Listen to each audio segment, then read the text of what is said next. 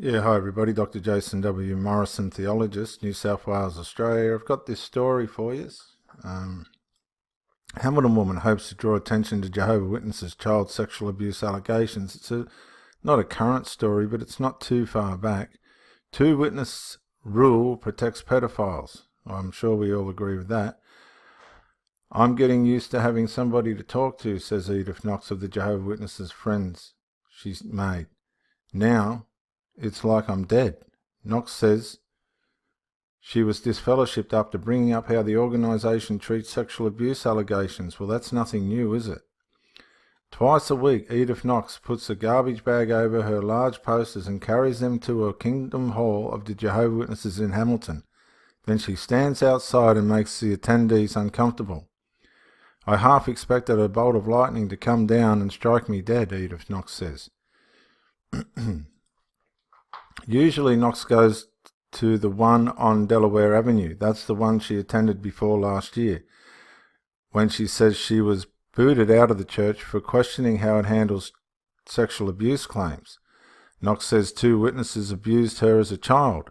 For years, she's been anxious and isolated, unable to even invite friends to her apartment, so she doesn't care if her signs make people uncomfortable.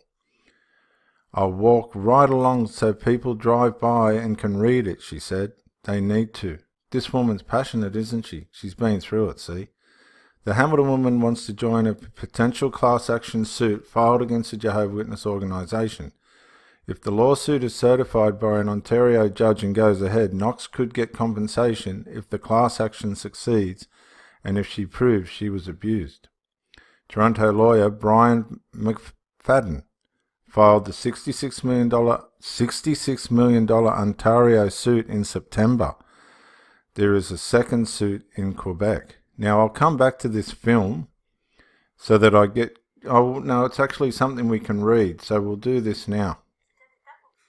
I'll just put it on mute. Hang on.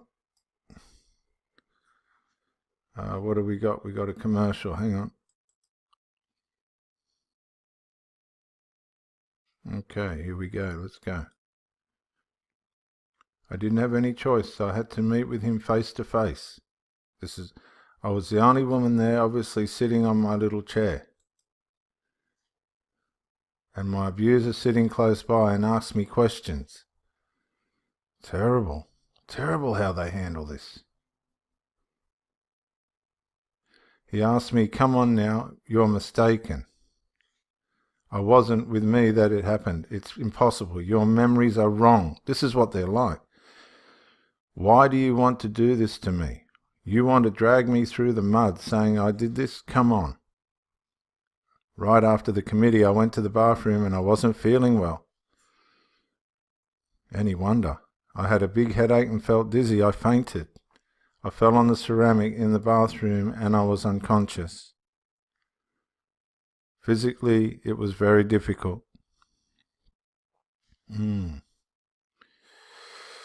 Let's go back. We'll just pause. That's Melanie Perrinot, a former Jehovah's Witness, describes having to meet her alleged abuser as part of the church's judicial process. See, if the legal system gets hold of this, surely they're going to do something about it. The Ontario suit describes the Jehovah's Witnesses two-witness rule. That means two people have to see the abuse before the church will consider the case. The statement of claims says, "My chest felt like I was sinking," Edith Knox. Most abuse happens in private, the claim says, so the perpetrator would essentially have to admit what he or she did, which doesn't come very easily, does it? Quebec court asked to approve sexual abuse class action lawsuit against Jehovah's Witnesses. The suit names Representative Plaintiff Christian Gutierrez of Calgary. It's filed against the Watchtower Bible and Tract Society of Canada, the governing body for Jehovah's Witnesses in Canada. The society is headquartered at the Bethel branch office in Georgetown, Ontario. The suit also names societies in Pennsylvania and New York. McFadden sees the lawsuits as opening the floodgates to survivors stepping forward.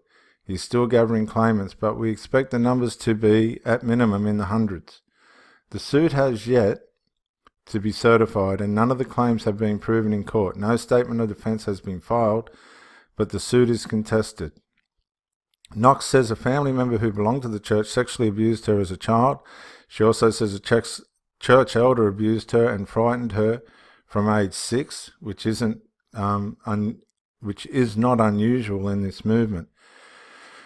Jehovah Witnesses say their policies for dealing with allegations of child sex abuse are guided by a strict interpretation of the Bible. Well, I don't believe that's true, because the two-witness rule in Old Testament times was, say for instance, when Jethro advised Moses to have helpers in the judging of the Israelis, Moses was to find integral, neutral people that would have an unbiased judgment to figure out what was going on in the cases that were being brought. Now that's where Moses actually set up a legal system. And that's how a two-system witness rule things should work.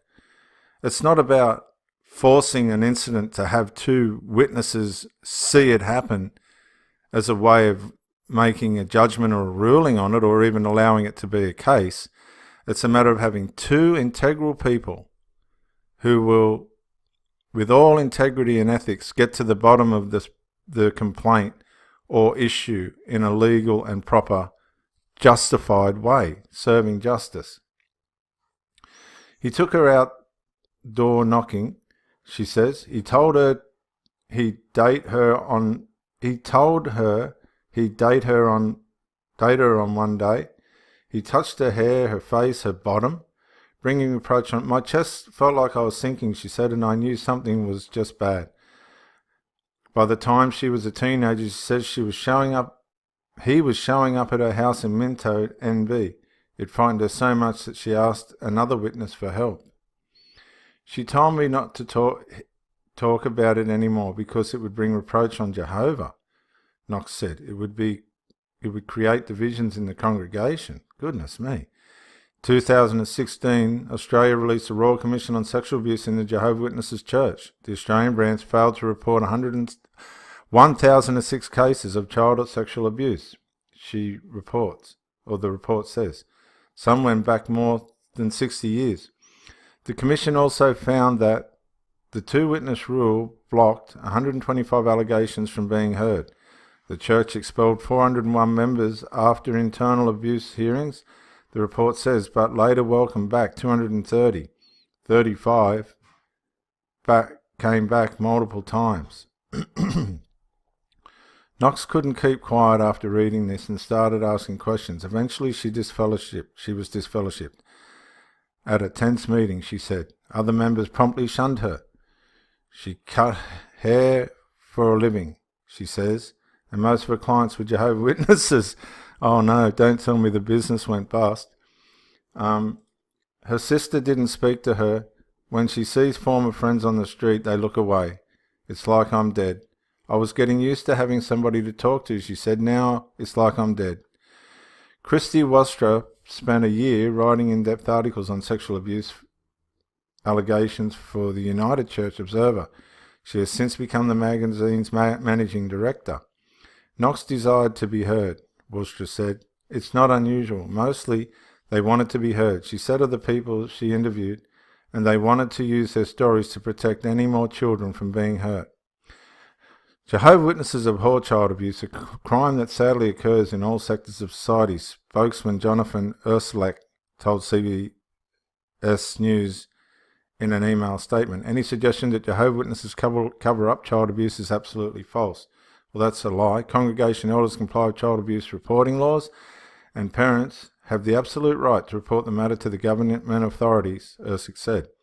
Congregations elders do not shield abusers from the authorities or from the consequences of their actions, and anyone found to commit child abuse faces expulsion from the congregation. See, this is just lies. When there is child abuse, he said, elders also provide abuse victims and their families with spiritual comfort from the Bible. The church also tries to educate members about child abuse through articles on the website, he said, and the church publications, The Watchtower and Awake. Oh God, additional Jehovah's Witnesses do not separate children from their parents. Ursulak wrote, we do not have any programs such as Sunday schools, youth groups or daycare centres in which we take custody of children from their parents. We believe that loving and protective parents are the best deterrent to child abuse. Thus, we continue to educate parents and provide them with valuable tools to help them educate and protect their children. As for Knox, she's more isolated now, but she feels very relieved. That was the weirdest part, she said, of being disfellowshipped. All of a sudden, I felt like such a weight was lifted off me, and I half expected a bolt of lightning to come down and strike me dead, but I feel really good right now. I feel better than I have in a long time. So, what's this? When you're speaking to survivors, that was their overall mood. What was their emotion in regards to this subject? Let's just see what this... Oh, this is going on. We might put this on in a minute.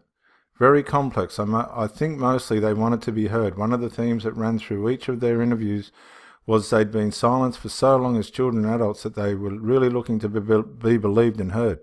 Mostly they wanted to use their stories to protect more children from being hurt. They were very quick to respond by email, the Watchtower. I asked for an interview. They preferred that I send them questions, so I didn't really have an option to do an interview. I gave them a deadline and they met it right to the minute. They really did feel like they couldn't respond to a lot of my questions around how organisations handle child sexual assault cases, how they're responding to the class action suits that they have been filed with. Just a lot of those questions outlined in the article. What did they tell you? They did tell me that they do not protect abusers. It was very carefully worded because it's a very complex organisation. That's another thing. The more I got into this, the more I realised how complicated the rules and regulations are. So their responses to me was very carefully worded. They deny protecting pedophiles. They say child sexual abuse is the most abhorrent act and they couldn't and wouldn't protect abusers. But that's not true because they don't report the abusers to the authorities.